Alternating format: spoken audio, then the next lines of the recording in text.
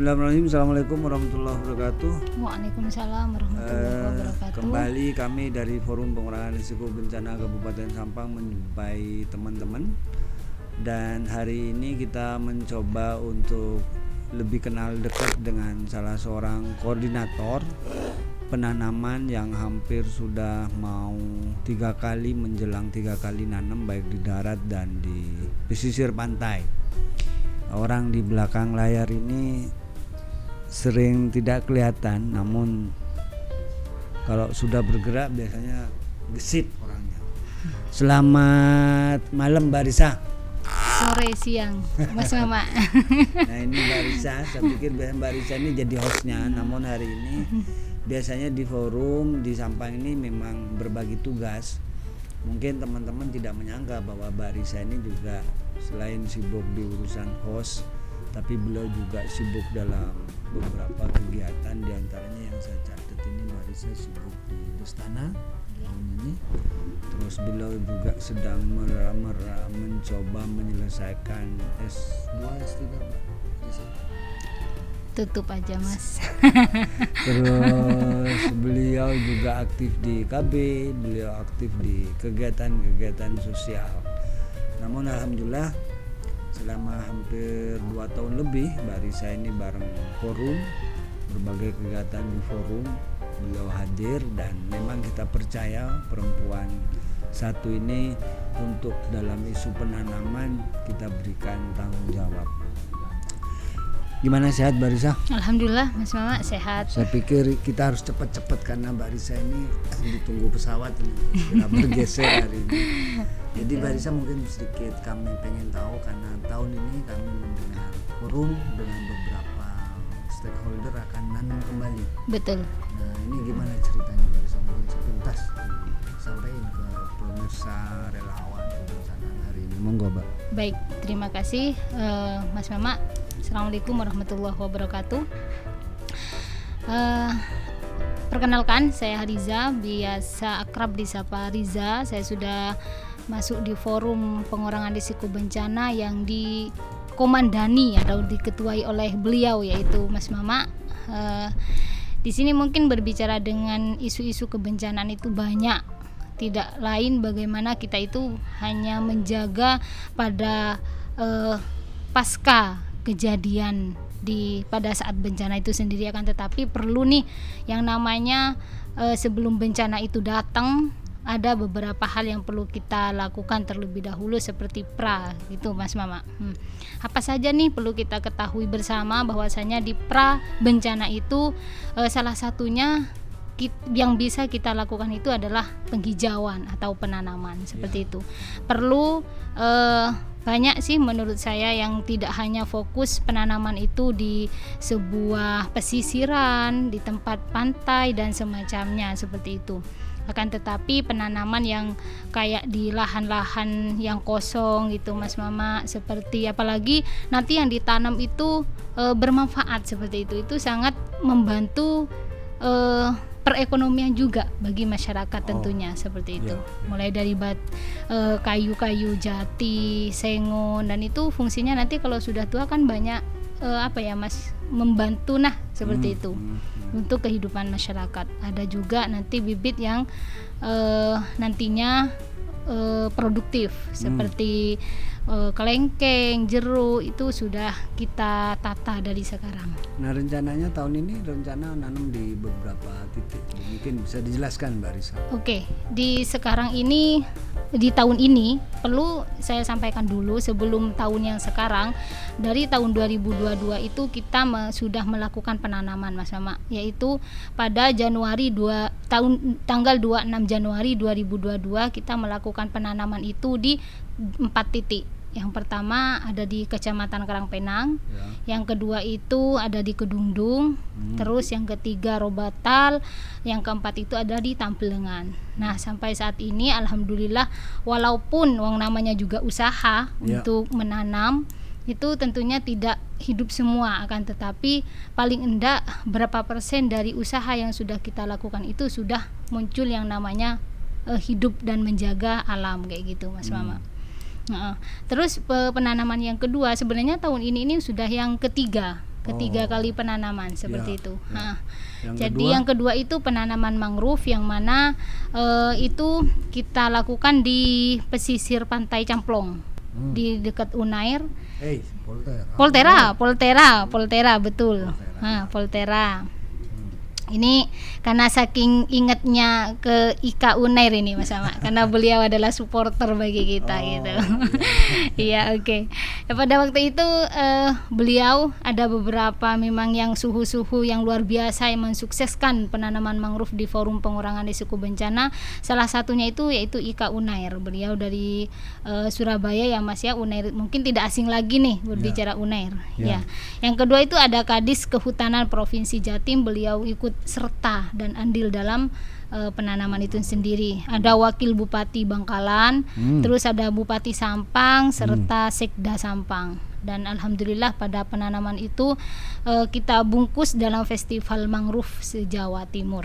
Gitu, Rami Mas. berarti Mbak ya? Rami Mas, alhamdulillah. Ibu Gubernur pun juga antusias banget dalam menghadiri festival. Seingat saya juga waktu itu hujan-hujan juga Bu. Hujan, tapi itu bukan sebuah bukan penghalang lah bagi Forum Pengurangan, bahkan itu sebuah tantangan yang harus kita lewati kan gitu Mas. Nah sekarang untuk tahun ini, tahun depan kira-kira mau nanam berapa unit tanaman atau di mana saja lokasinya rencananya Bu? Oke, rencana di Januari 2024 ini sekarang kita sudah proses dalam mulai dari koordinasi pengambilan, koordinasi sama OPD setempat yang ada di Kabupaten Sampang, ini sudah mulai eksekusi. Jadi di Januari ini rencana kita penanaman insya Allah 13.000 bibit Mas. 13.000. Oke, yang tahun lalu itu 20 bibit dari 4 titik. Ya. Yang sekarang ini 13 bibit yang nantinya juga ada di 4 titik juga Mas. Di mana aja? Itu Mbak? ada di Ketapang, ada di siapa itu Mas Hendra itu Cirenyi, terus ada di Tangkumung, sama Pangkung. Itu 4 juga. 4 titik semua. 4 titik. Dan mungkin program Destana yang barusan jenengan sebut itu akan ikut serta 9 desa 9 desa itu yang sudah kami dibentuk untuk desa tangguh bencananya akan masuk juga dalam penanaman tersebut. Nah selama ini suplai tanaman bibit pohon itu dapat dari mana Mbak? Sementara kita memang awalnya koordinasi sama Dinas Kehutanan cabang yang ada di Kabupaten Sampang. Nah di situ sangat mensupport beliau-beliau yang ada di cabang Dinas Kehutanan Kabupaten Sampang, sehingga kita komunikasikan langsung kepada Bapak Syafi'i yang ada di Mojokerto. Beliau adalah direktur ya di bagian bibit itu sendiri Mas. Sehingga responnya gimana teman-teman di sono di Mojokerto? Ya alhamdulillah sangat antusias Mas, sehingga bahkan gara-gara penanaman yang pertama itu kita mungkin bagi beliau sudah sangat amanah seperti itu, beliau selalu membuka ruang dan pintu untuk Forum Pengurangan Risiko Bencana. Bahkan FPRB ini dijadikan mitra dalam pengambilan serta permintaan bibit. Jadi itu sendiri disiapin ya? Sudah disiapin Mas. Kira-kira ada berapa jenis Mbak kira-kira? Untuk yang sekarang ini, untuk yang tahun ini ada 11.